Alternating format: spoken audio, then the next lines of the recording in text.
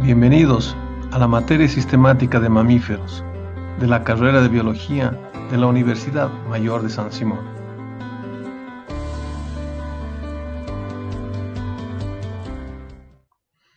Hola, buenas, bienvenidos a una nueva clase. Hoy día la práctica es para ver algunas características del cráneo de los mamíferos. Les pido que vean este video y respondan el formulario que está adjunto con la práctica. Disfruten.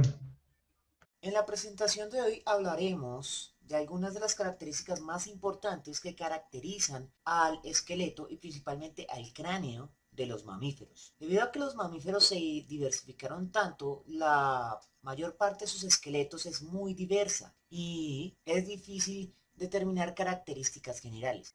Al igual que sucedió cuando discutimos el esqueleto de las aves, para poder discutir el esqueleto de los mamíferos tenemos que hacer referencia a los grupos relacionados con los mamíferos, es decir, aquellos amniotas primitivos que fueron manifestando poco a poco y de manera muy gradual los caracteres que van definiendo a los mamíferos. En ese sentido, vamos a discutir únicamente 5 grupos generales: los sinápsidos primitivos, luego los terápsidos, luego monotremas, marsupiales y euterios. Igual que en discusiones anteriores, hay que tener en cuenta siempre que esto es solo una generalidad, porque existen muchos otros grupos intermedios que alargarían estas discusiones mucho. En cualquier caso, dos de estos 5 se encuentran extintos: los sinápsidos y los terápsidos primitivos. En cuanto a los monotremas, solo existen 2 especies y los más exitosos al día de hoy son marsupiales y euterios, siendo los euterios los mamíferos más dominantes. Ahora bien, al igual que como sucedió con las aves, he decidido limitar nuestra discusión a algunas características importantes en el cráneo de los mamíferos.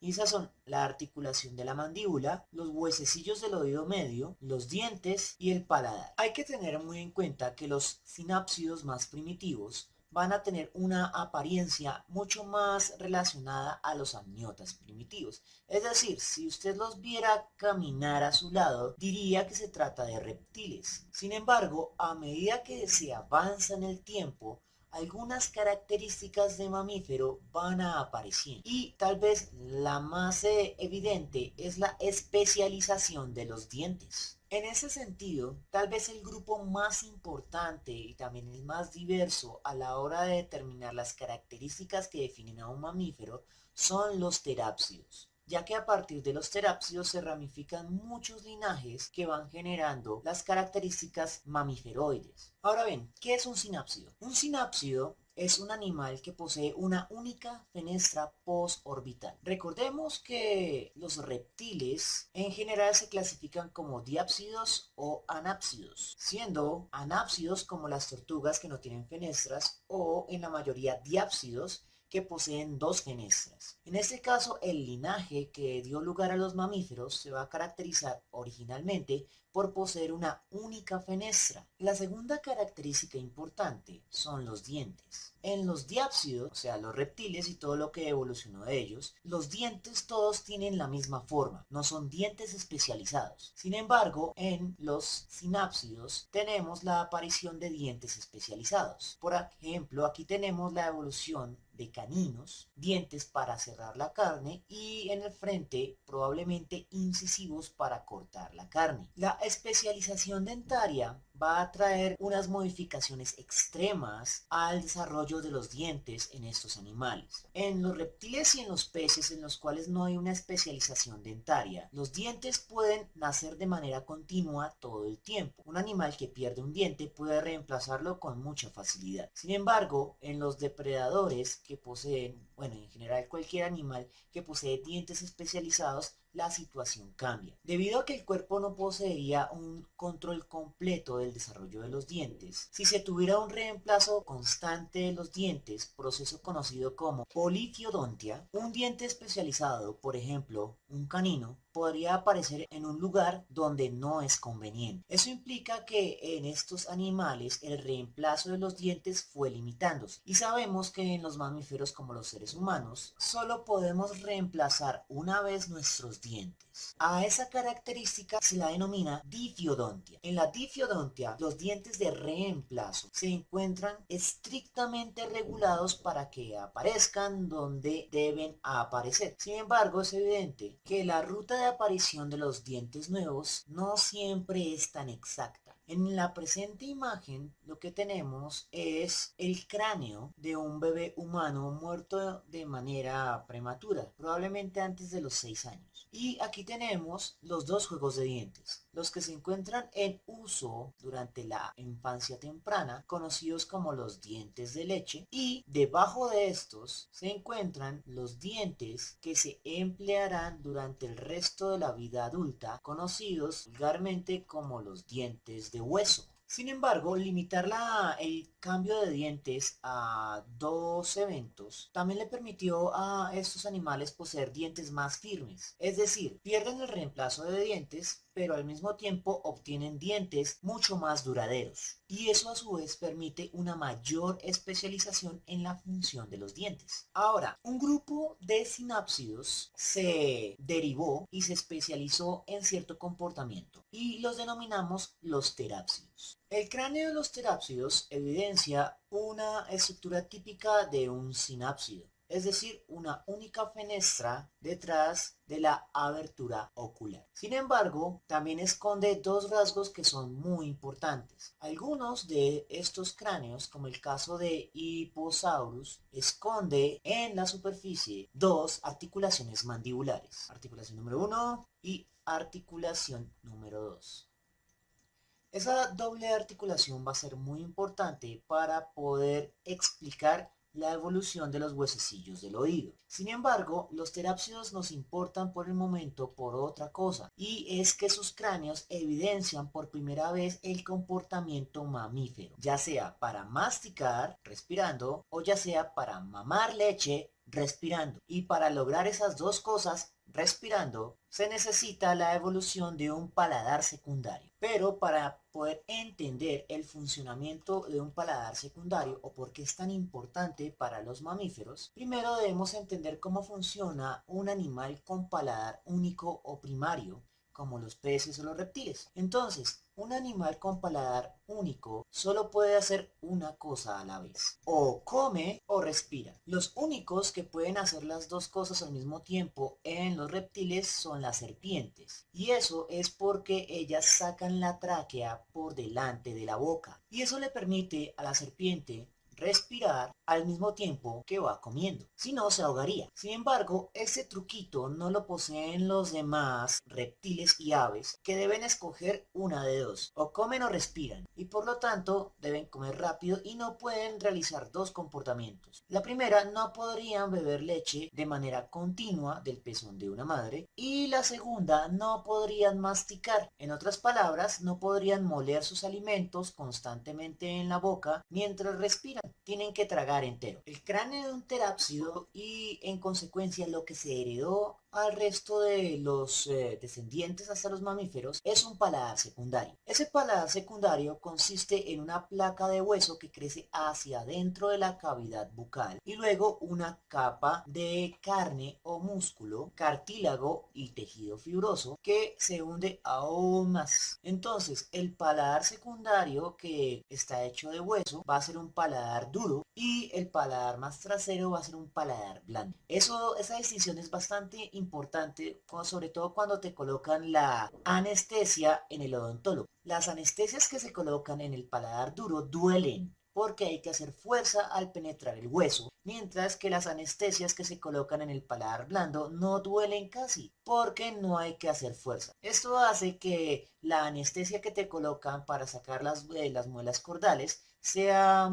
mucho menos dolorosa que las que se emplean para extraer los dientes frontales. Ahora, ¿cuál es el chiste de tener un paladar secundario? El animal puede tener comida en la boca siendo masticada y al mismo tiempo puede respirar sin problemas. Evidentemente, ya cuando la comida va a pasar por la tráquea, el animal tiene que hacer la clásica elección de los animales con paladar único. O respira o traga. Sin embargo, masticar puede ser un evento que se da al mismo tiempo de respirar. Este truco también les permite a estos animales hacer otra cosa, y es mamar. Un animal con paladar único al beber leche tendría que tomar un sorbo de leche, luego destetarse y respirar para luego volver a tomar la glándula mamaria de la madre y volver a tomar un sorbo de leche. Ese comportamiento sería un problema en un ambiente competitivo. Y cualquiera que haya vivido en una finca y visto cómo se alimentan los cerditos sabrá cuál es el problema. Si una de las crías se desteta para poder respirar, el hermano que está pendiente va a tomarse de ese pezón para poder alimentarse. Sin embargo, una cría con paladar secundario posee la ventaja. El paladar secundario le permite al animal estar fuertemente afianzado al pezón y consumir leche. Pero cuando necesita respirar simplemente se mantiene unido al pezón y respira, pero no se desteta. Y eso le permitiría a los terápsidos que pudieran producir leche, en caso de que ese comportamiento hubiera evolucionado en ese grupo,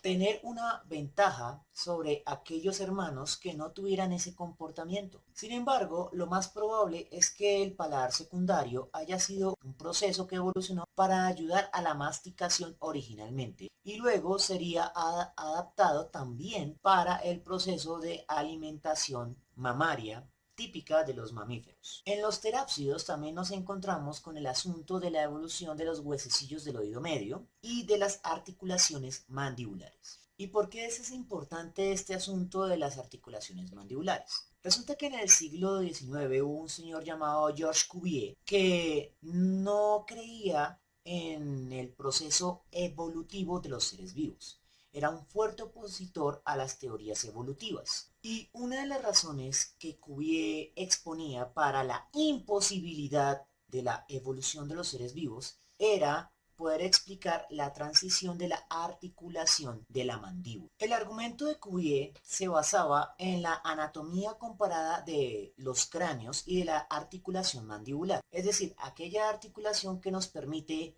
mover la mandíbula y el maxilar.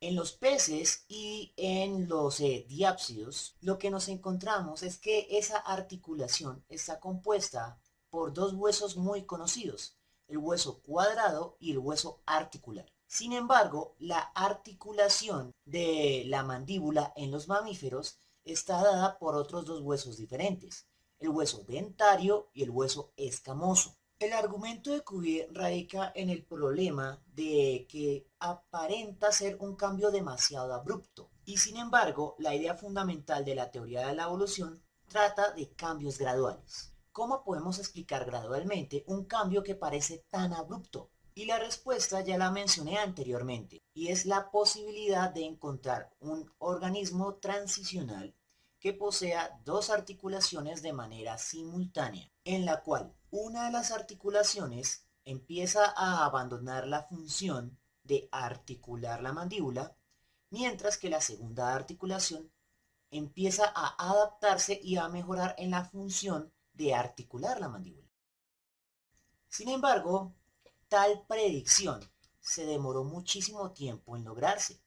De hecho, no fue sino hasta mediados del siglo XX, y eso sería casi 100 años después de las objeciones de Cuvier, y ese animal fue Diarthragnathus. Después de 1958, otros terápsidos han sido encontrados con la misma característica, es decir, la presencia de dos articulaciones. Dos ejemplos conocidos son Probiagnathus, en la cual tenemos una primera articulación y una segunda articulación, y aquí mismo en el esquema original que les había mostrado. El ejemplo importante aquí es Probiognathus. Entonces en Probiognathus tenemos la articulación primitiva, que es esta zona de acá, y tenemos la segunda o nueva articulación, que es esta zona de acá. Y estos animales con doble articulación mandibular resuelven el enigma de Cuvier y de cómo pudo haber evolucionado una segunda articulación mandibular y abandonarse la primera articulación mandibular. Simplemente existieron animales con doble articulación. El asunto es el destino de los huesos que conformaban la articulación primitiva.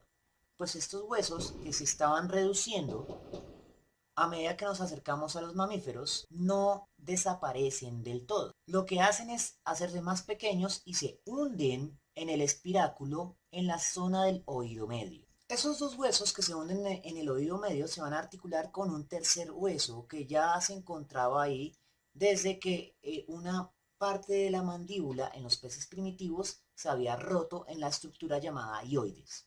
Entonces ese primer hueso que ya estaba funcionando en la estructura del oído y que proviene de esa mandíbula hioides se denomina en inglés stapes, pero en español lo conocemos más comúnmente como el estribo. Cuando el hueso cuadrado y el hueso articular aún funcionaban como mandíbula, se encontraban levemente unidos al estribo, y en ese caso el estribo era un poco más grande. Sin embargo, cuando el cuadrado y el articular dejaron de funcionar como eje de la articulación de la mandíbula, permanecieron unidos al estribo y adquirieron nuevamente una función auditiva relacionada al estribo. En ese caso, el hueso cuadrado sería conocido como el yunque y el hueso articular se transformaría en una estructura semejante a un martillo. Y así obtendremos la evolución de los tres huesecillos del oído medio en los mamíferos: el martillo, el yunque y el estribo. Lo que nos lleva a una discusión un poco más general, y es la definición de un órgano vestigial en evolución. Los órganos vestigiales no necesariamente son estructuras que no posean funciones. Son simplemente estructuras que han cambiado su función original y que por lo general, pero no siempre, se trata de estructuras que se encuentran mucho más pequeñas de lo que eran en el pasado.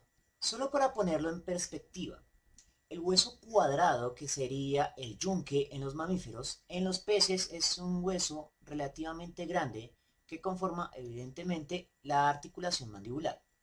Y el hueso angular es este otro hueso de acá, que conforma por lo menos la mitad de la mandíbula, mientras que en los mamíferos se reduce simplemente al hueso martillo. La reducción de los huesos cuadrado y articular en los diferentes linajes de terápsidos es uno de los procesos más registrados en los fósiles de los que se tenga noticia, ejemplificando que se trata de un proceso extremadamente gradual, tal cual Charles Darwin predijo en su tiempo. Es decir, que el proceso evolutivo, por lo general y para estructuras tan especializadas como esta, se trata de un proceso muy gradual y casi imperceptible. El hecho de que aparenten existir eventos en los que la evolución procede a saltos se debe a la imperfección de nuestro conocimiento, específicamente a la falta de tener un registro fósil completo en nuestros museos. Sin embargo, sí hay que admitir una cosa: la cantidad de fósiles que tenemos en la actualidad excede por muchos órdenes de magnitud a las que existían en el siglo XIX. En cuanto a los monotremas, las únicas dos especies que sobreviven hasta el día de hoy ya poseen cráneos bastante derivados, pero van a visualizar dos cosas, especialmente rinco. La primera es una pérdida de la fenestración postocular, la cual se va a fusionar a la cavidad ocular. Y la segunda, específicamente para el ornitorrinco, es esta designación que tienen pico de ave. Algunas personas la emplean como cierta sátira para decir que esos animales están relacionados con las aves, pero en realidad no. Estamos tratando con un carácter convergente y análogo, ni siquiera es homólogo, ya que el pico del ornitorrinco, como pueden darse cuenta, no es una estructura única, no es un pico macizo como el de las aves modernas. Por el contrario, los marsupiales y los mamíferos euterios se caracterizaron por ser animales extremadamente diversos y exitosos hasta el día de hoy. En ambos tipos, euterios o marsupiales, podemos tener topos, podemos tener animales que se alimentan de hormigas, podemos tener animales semejantes a ratas y así sucesivamente, incluso a depredadores de nivel superior como lobos y lobos de Tasmania o tilacinos. Debido a esta gran diversidad, describir los detalles de la evolución del esqueleto de ambos grupos nos tomaría un curso completo. Y por el momento ya hemos completado la discusión general del esqueleto de los principales grupos de vertebrados que existen. Supongo que en algún momento mencionaremos la historia evolutiva del ser humano. Sin embargo, he de dejar esa discusión para cuando miremos más formalmente la evolución. Por el momento espero que les haya gustado y nos vemos en una próxima oportunidad.